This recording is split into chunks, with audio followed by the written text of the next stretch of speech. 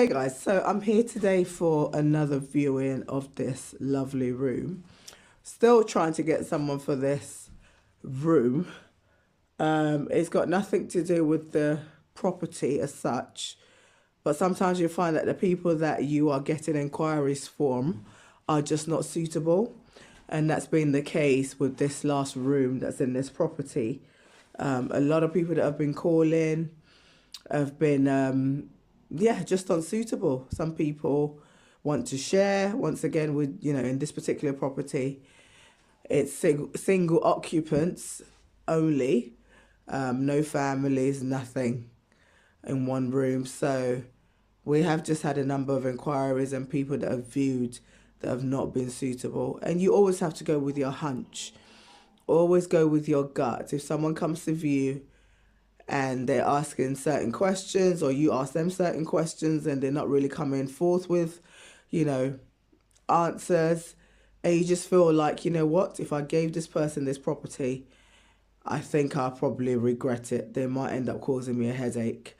Of course, you need to have some sort of evidence to back that up. Most of the time, when you do have these hunch, something does turn up to solidify why you're not comfortable with that particular potential tenant. So it might be something in their credit checks, it might be something in the reference that they've been given, it could be some anomaly in some of the information that they've given to you about their work. So a lot of the times, make sure that you have evidence to back up your gut feeling. Otherwise it just becomes a bit of if you don't have evidence to back up why you feel uneasy, then it might be the case that you don't have any sufficient support for your feelings. So yeah, make sure that you do have some sort of basis for why you think that the tenant is not suitable. Don't forget there are discrimination laws, so you are not allowed to discriminate against anybody for any of the list within the Equality Act. So race, age, gender, all of those things you need to bear in mind when it comes to selecting your HMO tenants, okay? Everyone needs a roof over their heads. But what I'm saying is sometimes you do get gut feelings about certain potential tenants.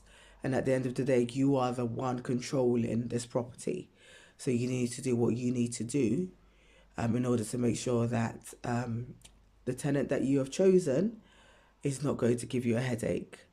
There's not really much you can do to prevent it if they do give you a headache. But what I'm saying is at the outset, you do have the control, or you've got the capacity to make sure that you select the right tenants. Okay, so yep, still looking for someone for this beautiful room.